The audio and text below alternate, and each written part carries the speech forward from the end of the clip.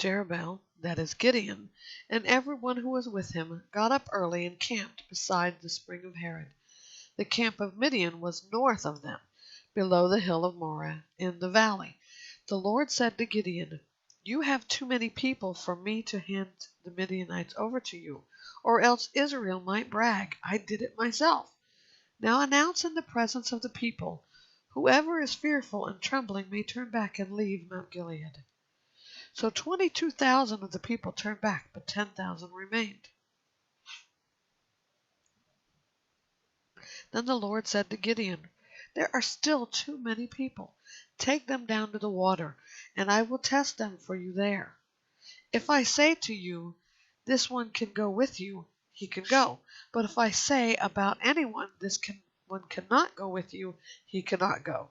So he brought the people down to the water. And the Lord said to Gideon, 'Separate everyone who laps water with his tongue like a dog. Do the same with everyone who kneels to drink.' The number of those who lapped with their hands to their mouths was 300 men, and the rest of the people knelt to drink water. The Lord said to Gideon, 'I will deliver you with the 300 men who lapped, and hand the Midianites over to you, but everyone else is to go home.' So Gideon sent all the Israelites to their tents, but kept the 300 who took the people's provisions and their trumpets. The camp of Midian was below him in the valley. That night the Lord said to him, 'Get up and go into the camp, for I have given it into your hand. But if you are afraid to go to the camp, go with Purah your servant.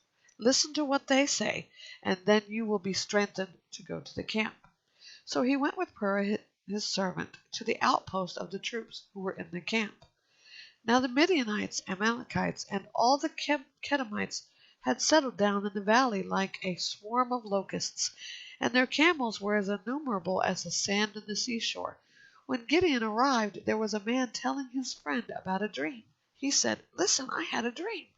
A loaf of barley bread came tumbling into the Midianite camp, struck a tent, and it fell. The loaf turned the tent upside down so that it collapsed.'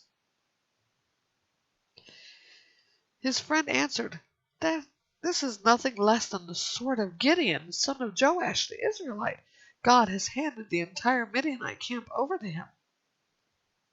When Gideon heard the account of the dream and its interpretation, he bowed and worshipped. He returned to Israel's camp and said, 'Get up, for the Lord has handed the Midianite camp over to you.' Then he divided the 300 men into 3 companies and gave each of the men a trumpet in one hand and an empty pitcher with a torch inside it in the other. 'Watch me,' he said, 'and do the same. When I come to the outpost of the camp, do as I do. When I and everyone with me blow our trumpets, you are also to blow your trumpets all around the camp. Then you will say, "For Yahweh and for Gideon." Gideon and the 100 men who were with him went to the outpost of the camp at the beginning of the middle watch after the sentries had been stationed. They blew their trumpets and broke the pitchers that were in their hands. The 3 companies blew their trumpets and shattered their pitchers.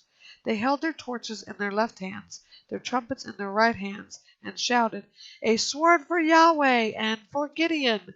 Each Israelite took his position around the camp, and the entire Midianite army fled and cried out as they ran.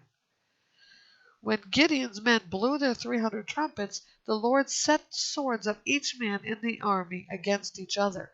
They fled to Bethshittah in the direction of Zerah as far as the border of Babel Meloah near Tabbath.